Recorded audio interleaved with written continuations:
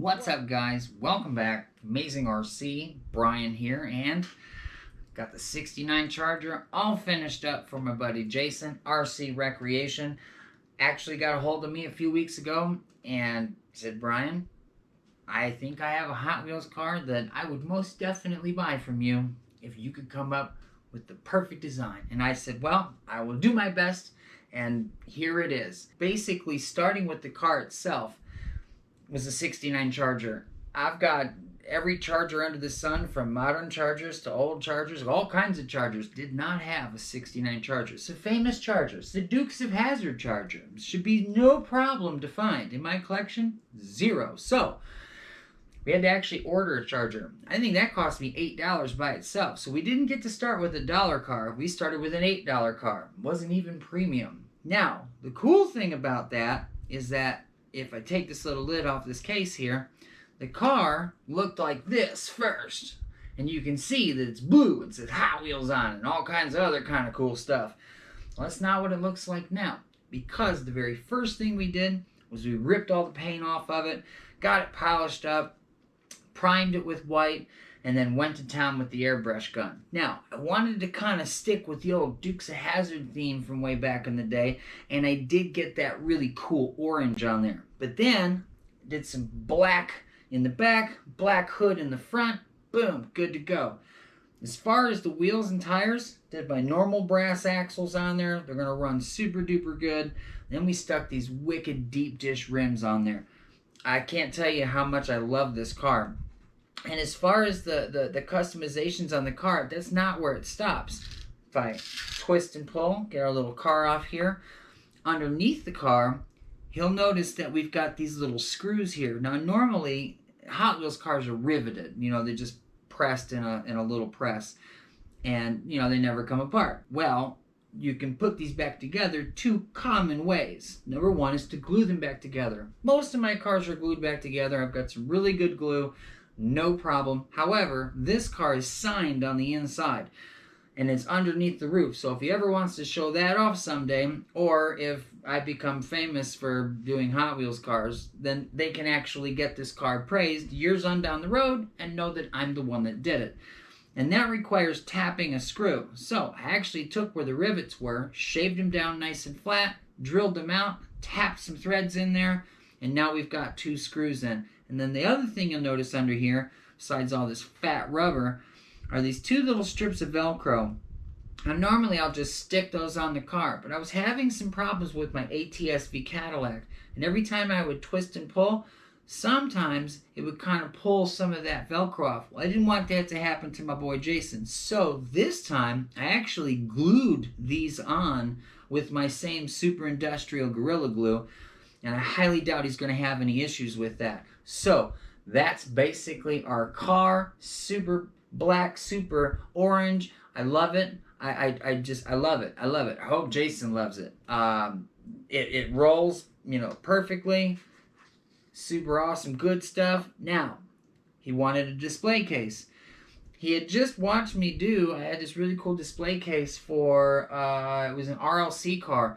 Had the hood open. Real beautiful car. It was like a 1972 Nissan Skyline GTR 2000, something like that. I made this really cool case, and on the back of the case, I had done the card, the original card. And he wanted me to do that to this one. And I kind of went back and forth with him a little bit on it, because the RLC cards are super duper thick. These are not. This is a $1 car.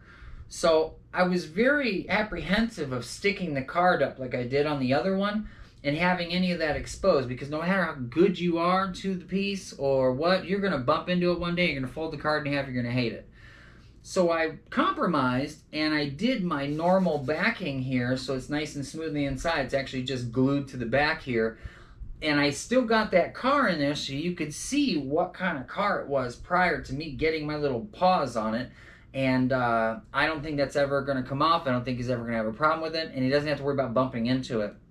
So the bottom of the case, we did a lot of new stuff with this case. We did a lot of new stuff. First of all, we did the card that was new. Never done a $1 card before.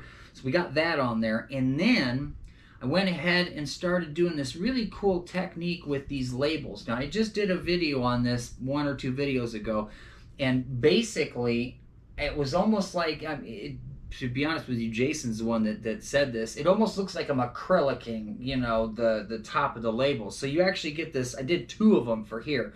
You get this really cool domed glass effect. And it's just clear Gorilla Glue. Now you got to be careful doing it. You get all kinds of silly little things you got to do. Trust me, I screwed a few of them up before I got these 2 out.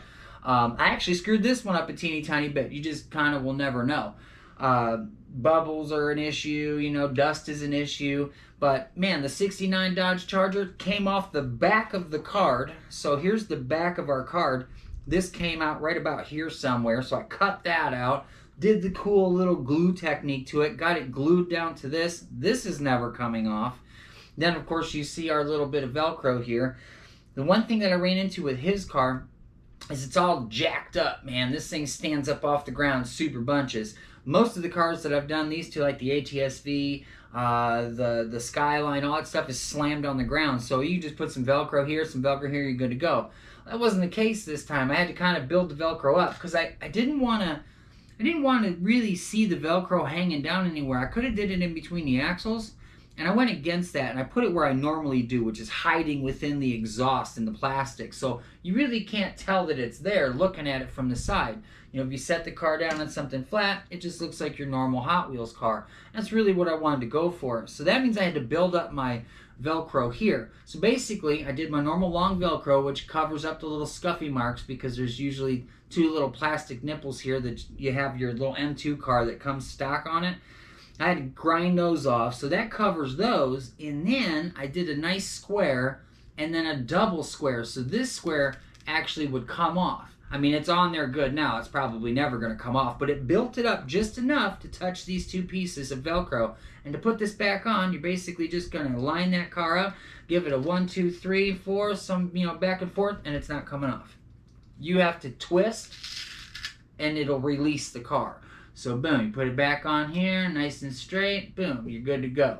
Now, it's not all we did to the case. Underneath the case is where we signed it. Am I upside up? I'm upside down. Basically, you know, to Jason, 69 Charger, ARC014. It's the 14th car in my series. I've been kind of writing them down.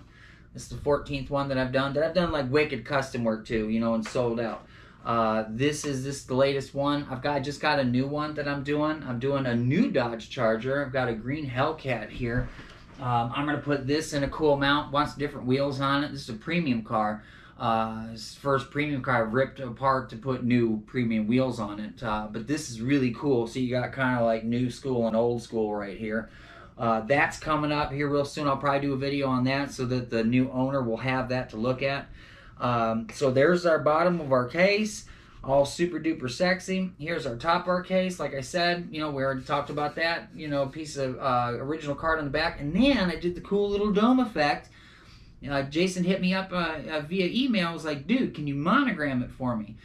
RCWC, RC Recreation. And I thought, yes, I can. Because normally on these M2 cases, usually you get a sticker here that says M2 on it. Well, what I've been doing is grinding down that little bump in there, and then I'll just put either a black sticker or this case a chrome sticker. This is to the ATS-V.